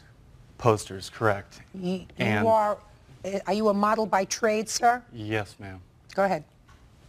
And I do have a portfolio here. This is my livelihood. And Okay. And Mr. Muniz, Muniz. you have a store that's called Baby Jane's of Hollywood? Yes. What kind of store is this? Celebrity collectibles. And how do you make your money? Normally selling stills and posters and autographs. We have autograph sessions a couple times a year. And is this one of those autograph sessions that Yes. he arranged for? Mrs. Bazzini came to us to carry his posters, and she wanted to sell us all the posters. We don't normally stock non-movie posters. So what we agreed with her was we would give him 100% of the money for the poster sales as long as he would sign the other photographs that we had, which were from a Playgirl layout from 1985. He was Man of the Year. But we asked if she could supply us with another photo that was current and that he had clothes on, that we could use with the press and that he could sign at the event. How many photographs were you supposed to get for you to sell in exchange for letting him come in and sign his posters and sell them? We printed 50 of each image. There are 3 images.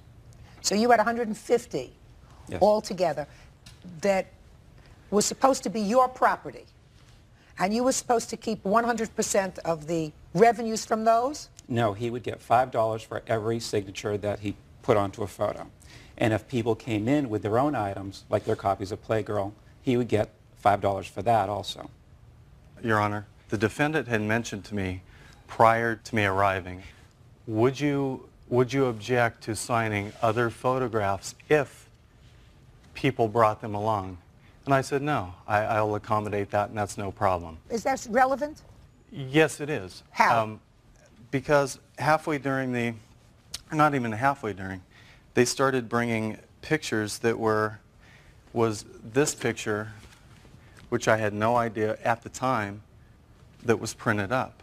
This was not to be printed up. This is a project, Your Honor, that is in progress. I have not sold this yet. Who started bringing those pictures?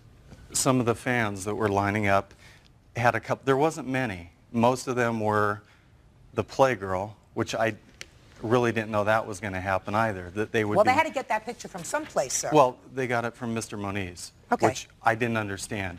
How did he get that? I gave him, not this particular picture, a larger, I believe 11 by 14 print. My wife brought it to him to advertise that I would be there on January 11th. Your Honor, this is my livelihood. Now, I'll just Mr. give Bazzini, I'm trying I'll to give understand. you an example. No, don't give me an example. I'm not. Well, into, this is. Listen to me. Okay, ma'am. Put it down. Put it down. I'm trying to show you my work, what I do for a lot of money, my livelihood, to raise my children and my family. Mr. Bazzini, this is a court, sir. Evidently, from your papers, and he acknowledges that you signed a bunch of them quickly, and he kept some of them. Is that correct? No, they were, he was paid for everything that he signed. There were leftover unsigned ones. So in the interim between the December appearance and today, probably 5 photos have been sold that were unsigned. And how much did you sell them for? $15. A piece? Yes.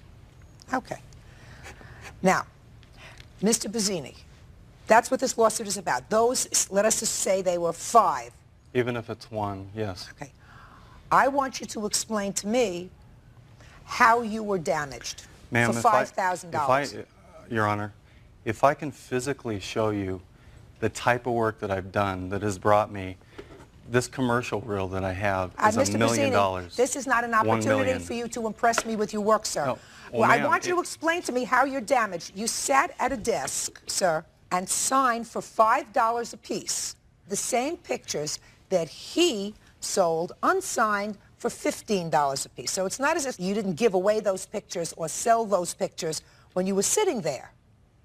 So I don't understand where you come to $5,000, sir. Ma'am, when I have a letter here, if you will, from my agent that explains what I make per image.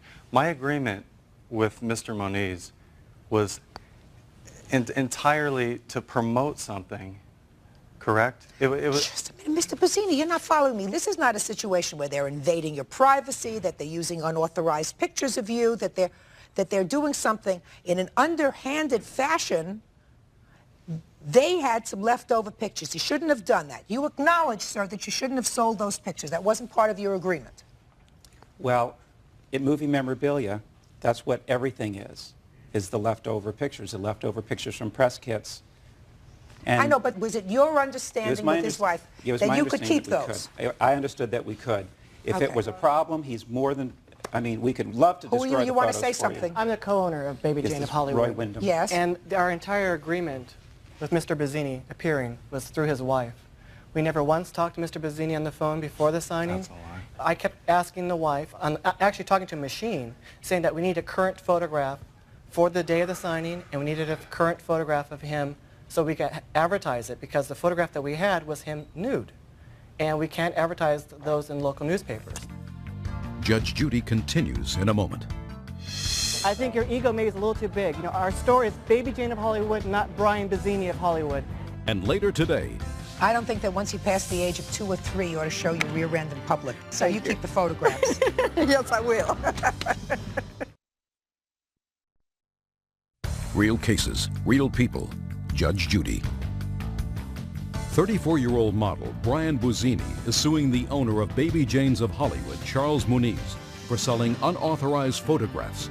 Mr. Muniz says it was an oversight and not done out of malice. We're talking about the leftover pictures, pictures that you made extra of that were not used at the signing. Correct. That he is angry about because he said he was not paid for those pictures. We paid for everything to be printed. We paid for everything to be made. And when he came in, everything was available for customers to purchase that day. And he saw the quantity that we had of each. So? And the remainder was there to be sold. Well, but that's what he's saying. He's saying it was not his understanding that the remainder was going to stay with you to be sold. Is that what you're complaining Your Honor, about? I didn't even know that these pictures existed. And if you could put yourself in the situation, you have Where's 100 your wife? people in line. Where's your wife? My wife was with my children. Just a second. She was 9 months pregnant. Where's your wife at the time. today? Today she's with my daughter at the doctor. Mr. Bazzini. Well, I think you want to tell me what doctor it is? I'll give him a call. Oh, I don't know. Huh? I'm good at that. You want to tell me what doctor? Your wife was there and your wife was the one who negotiated with these people what they were supposed to do. We haven't. Why don't you sit down? I have a picture here that he signed. This is a photograph that he's complaining about. They autographed to me the day of the signing, so he knew that we had available in the store. He knew they were sold. After the fact, Your Honor. After the fact, I'm sitting there with 100 people in line. I appreciate the hospitality. Sit down, sir. Your Honor, we're reaching a point, sir, where I'm getting frustrated because... I'm getting frustrated also. I have 100 people in line. I can't stop it. I'll look like a damn prima donna. Pardon me. I look like a prima donna. I mean, what am I supposed to do? These pictures are starting to come.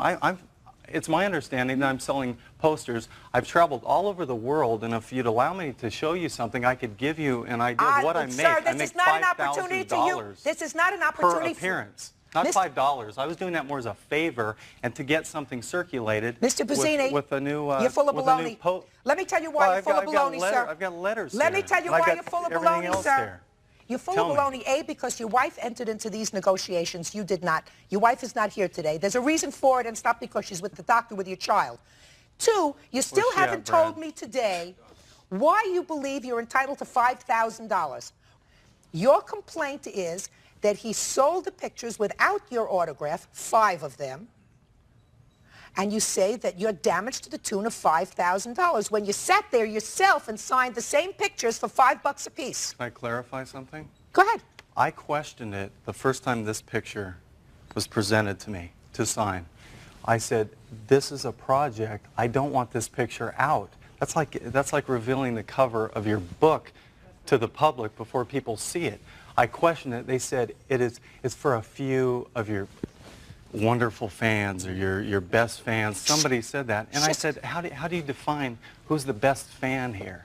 And I said, okay, fine. I mean, I'm sitting there in front of a bunch of people, ma'am. I don't want to make a ruckus. Just a second. So you said, okay, fine, and you signed them. The alternative was to walk out. Does that make me look? That doesn't make me look too great in front of people that sat in line for me, Your Honor. Listen to me, sir. I mean, that's your option. If they presented you with pictures and you didn't want to sign them, you could have said, I'm not signing those. I'm just signing my posters, or I'll sign the photographs that people come with. Well, that's good publicity. Fine.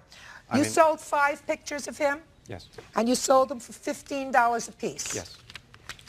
Ma'am, can I just show you a letter from my agent? No. to give you an idea. I mean, Absolutely not. I'm not I interested in a letter from your work agent. here that is billboards all over the world for 5, 10, 20 grand. Mr. And Buzzini, how much did you make for the... that. Hey, Pardon me? how much did you make for the whole day? Somewhere around $700-800. That's not $5,000, sir. So it seems that at least on some occasions you work for less than $5,000 a day. The judgment in this case is for the plaintiff in the amount of $75, which is the amount of the 5 pictures, the most that you sold. Fares at $15 a piece. That's all. Parties are excused. Step out, please. No witness.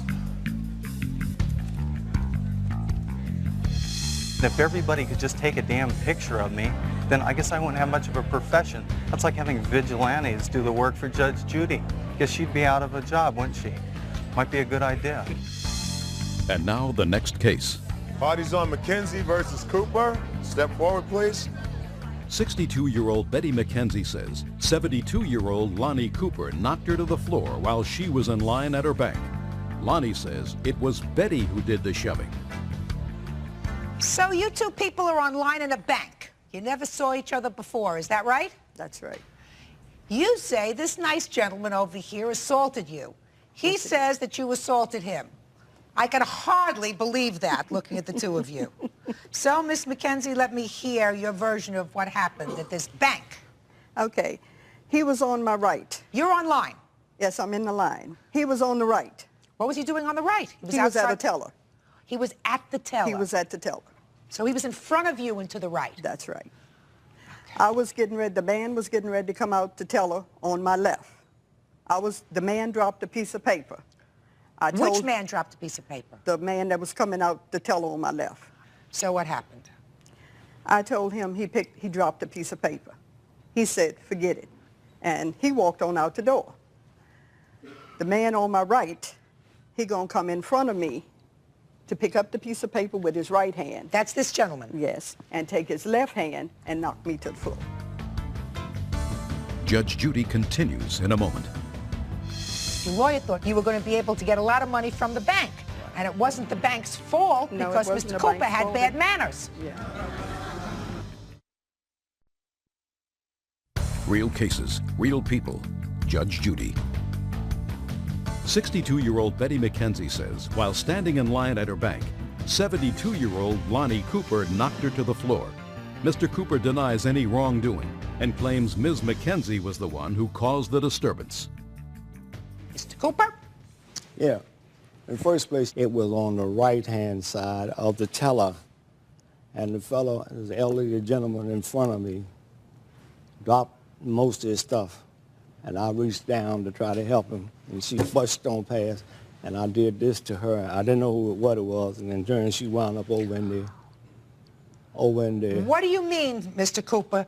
She brushed on past you. Well, she was behind me, so she didn't have no business in front of me. Just a second. What do you mean she brushed on past you, Mr. Cooper? Yeah, just like that.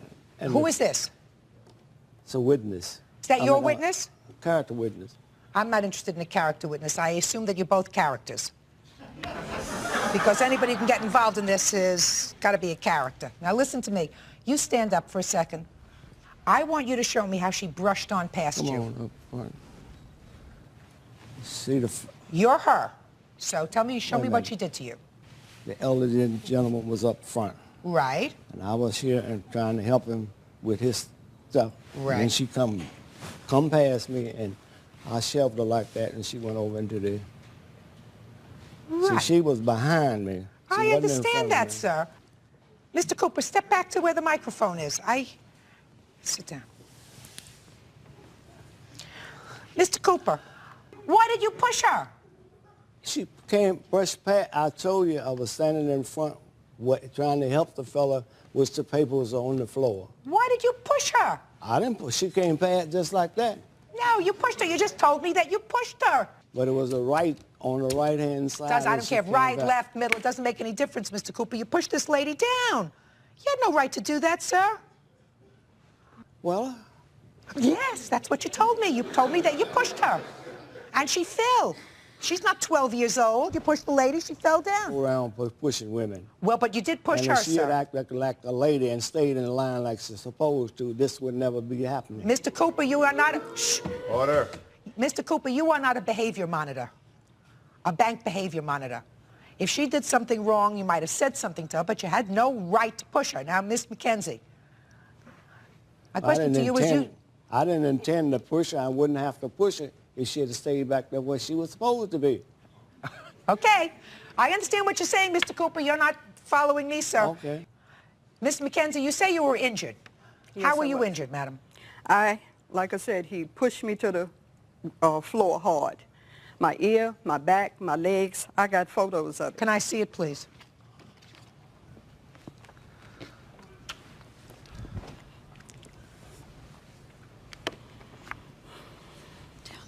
Ooh, that's a nasty. That's just between you and me, okay? Do you have doctor's reports? Yes, I do. May I see them, please? I don't think that once you pass the age of 2 or 3, you ought to show your rear end in public. I mean, that's a... So you keep the photographs. Yes, I will. How will she get past me if I'm in front of her? Mr. Cooper, stop being a nudnik. Judge Judy is ready to rule.